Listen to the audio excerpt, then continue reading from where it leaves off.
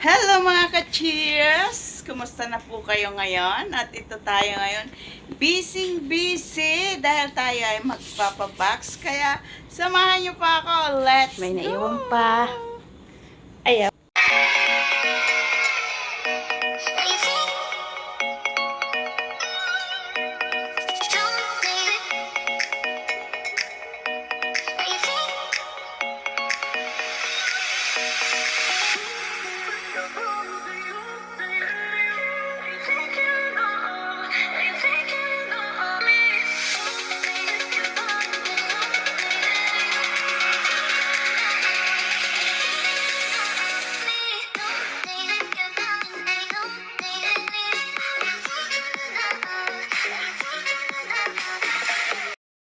Ating mga ipapabox. Nagkalat. Yan. O diba? Hindi magkaintindihan kung paano pagkakasyahin yan sa ating maliit na box. Yan. O diba? Para lang basura. O. At ayan ang ating box. Nilalagyan na natin ng tape. Para kahit maulan ay hindi siya mababasa. Kaya samahan niya ako. Okay? Umpisahan na natin ang ating pagbabox. At dyan nga po, kailangan po nating lagyan ng scotch tape ang buo. Yan, ubos na tuloy. Yan, kuha ulit tayo ng bago. At syempre, alisin natin yung pangit. O, diba? Tapos, kutsilihan lang natin yung may papel. Tapos yan, kailangan lagyan po natin ng ang buong box po para matibay siya na kahit maulanan ay hindi po siya masisira kapag nilagyan po natin ng clear scotch tape po ang kabuuan ng box na yan. So, yan po. Maliit lang po ang ating ibabox kasi mahal din po ang kapag malaki. Kung bibilhin mo rin ang sa actually, sa totoo lang, parehas din naman ang presyo kapag dyan bibili sa Pilipinas. Kaya lang kasi may mga bigay, may mga kumbaga yung mga gamit mo na hindi mo na nagagamit, tapos may nagbibigay sa iyo na hindi mo naman katulad yan, mga Amerikano. Pagsasapin natin yan para yan, o diba, terno pa. Tapos yan pag ng mga bulingkit na bigayan ni Emma. So, papador-to-door natin. Sayang naman kasi mahal-mahal ang bili nila doon. Tapos hindi naman yun nagagamit. Katulad yan, nilagyan natin ng box. Kasi para matibay siya at hindi mabasag yung ating mga ilalagay. This one? So, ayan. Yan yung ating lutuan. Yung butin ba? Pero wala yung yung may gas. Inalis natin siya. Mas makakatipid po yan pag yung nagasunod na butin ang gamit. So, yan. Nag-iisip pa po kung ano na ang sunod na ilalagay. Kasi kailangan marunong lang mag-impact.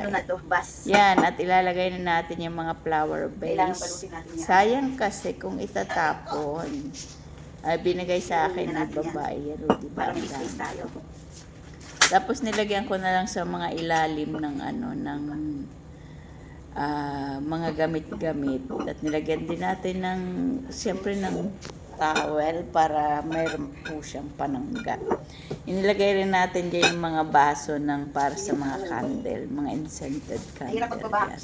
So, lagyan ulit natin ng towel. Yan, mga towel na yan ay mga bigay din yan. Kaya, so yan.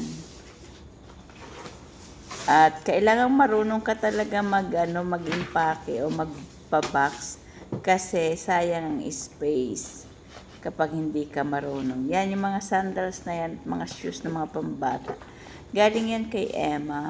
Siguro mga twice o pinakamatagal na siguro mga 10 na gamit niya dyan sa mga gamit niya dyan. O, sayang naman yung mga let it go na nag-count. So, pabox na natin. Bahala na. Kailangan din kasi natin ng ng pangsiksik. Kaya yan. Lalagay na natin. Ayan na. At yan, mga bigay din po yan.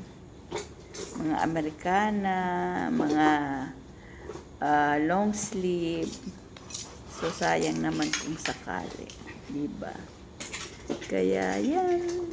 Atin na munang impakihin ng todo-todo para magkasya. Yan. Maliit lang na baksang inano natin dahil wala pa tayong pambili ng mga ilalagay. So, nagbawas lang po tayo ng gamit sa ating room para po ano siya, hindi naman sobrang dami-dami na ng gamit sa room na yan. So, bumili lang tayo ng ng pang sabon para sa washing machine, tapos panglinis sa kusina ng mga utensil. So, yan. At saka sabon. Yun lang naman ang pinapabili sa atin. So, masunurin naman tayo. Kaya yun lang din ang binili natin. Yun. Diba? So, yun. Ganun.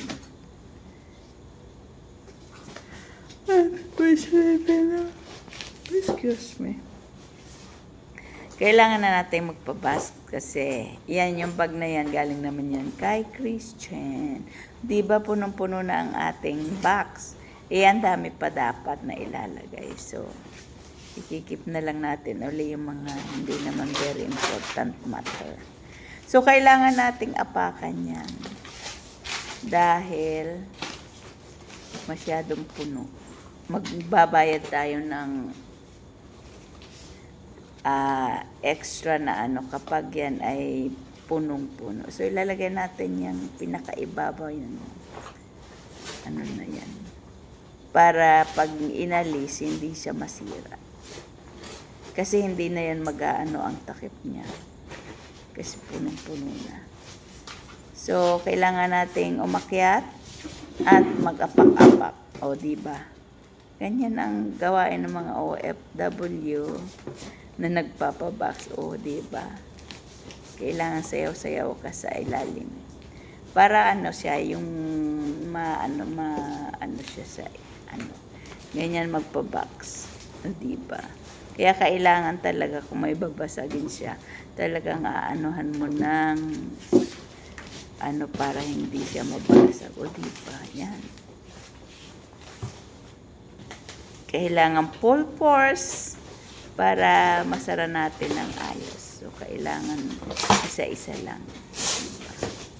Mahirap din magpabox, lalo na kung sobrang pagod. Kaya maliit lang para okay sa alright. Tama na yan. Kahit ganyan lang kalita, yung pinangdagdag natin, nasa 500 din yung pinamili natin. So, ganun. Sobrang puno na kasi ng room ko, kaya kailangan na magpa-box. So, kayo, kung saan panig kayo ng daigdig na yon, nagpapabox din po ba kayo? Hindi ba ganyan ang ginagawa ng mga OFW talaga? Kailangang sakya. Pag hindi pa naman siya napipi sa laki, ay muntik na mahulog. Mapipi sa laki ng pata, ay awan. So, yan na. Mag-aano na ulit tayo. Para masara na kasi tinawagan natin yung pipick upin kinabukasan. Kaya kailangan matapos natin yan. Para mag-less din ang kalat natin sa bahay. Hindi pa niya mabuksan, o diba? Nagkanda sira-sira na yung tape. So, ganyan po ang pagbabox. Actually, ang kailangan marunong ka talaga para sulit ang iyong pagpapabox. Kailangan sakyan natin yan. Ganyan. Para talaga gawin natin yung pinaka. Diba? Para siya. Yan. Tapos, naputol pa natin yung kutsilyo na yan kasi nahulog. Bahala na si Batman. Pag nakita ni babae. Pag dumating sila. Nasa bakasyon kasi sila. Kaya, todong linis tayo ng bahay, pati yung room natin. Kasi after ng school talaga ng mga bata, umaalis sila. Pumupunta sila sa kanilang country. Kaya yan, nakakapagpabaks tayo at nakakapaglinis ng totoo. So yan, medyo maambok pa rin. Aray. Masakit po yan pag nagaganyan. Yan, yung binabatukan yung box para hindi siya maambok. Kasi pag maumbok siya, may extra bayad. So yan. Mga ilang oras ako dyan. Siguro mga 2 hours din ako unpack. Mahirap kasi yung sa umpisa ba, ang hirap siyang, ayan, nahulog yung kutsilyo. Diyan naputol yung kutsilyo. Yung nahulog. Oh, diba? Yan, nahulog na yung ating So yan na. Malapit na yan na matapos. Kaya naman, kung OFW ka, alam kong nararanasan yung mga ganitong magpapabaks. Dati noon talagang lahat pinapabaks ko. Kaya lang, pagdating doon, wala namang gumagamit, nakatambak lang. So, ang ipinababaks na lang natin ngayon ay yung mga important. Alam natin na magagamit. At saka yung mga gamit natin na pag tayo nag-forget ay pwede natin gamitin. Katulad ng mga flower base na bigay ni babae. Mahal din kaya yun. Ay, ang kapal pa ng pagkakaan niya nung glass. Kaya ating utay-utay na iuwi muna. So yan. Putol na yung ating kutsilyo. Diba? Malapit na. Atin din yung lalagyan lahat ng ng scotch tape. Yan. Ginamit muna natin yung kulay brown na scotch tape para po talagang hindi masisira. Kasi alam mo naman yung box, bubuhat-buhatin lang nila yan. Babalibag-balibag nila yan. So, kailangang matibay siya. Kaya, May naiwan pa. Ayan pa. Ay, ang kalat. yan, kung inyo pong nagustuhan ng ibinahagi natin ngayon, bilang OFW talaga nagpapabox. We are just lucky na po pwede tayo magpabox dito sa bahay, kaya hindi na natin binibit-bit doon sa may worldwide. So, kung nagustuhan niyo po ang ibinahagi ko sa inyo ngayon, mag-like, heart, comment down below kung ano ang mga ipinapabox sa inyo o ipinapabox nyo para sa mga mahal sa buhay nyo. Yan. At syempre, huwag mo din kalimutang mag-subscribe kung hindi pa po kayo kaibigan ni Madam Chair. At i-hit ang notification bell para po lagi kayong updated sa Madam Chair channel. That's all for now. Thank you. At magliligbit pa ako. 10 o'clock na ng gabi. Bye! See you next time!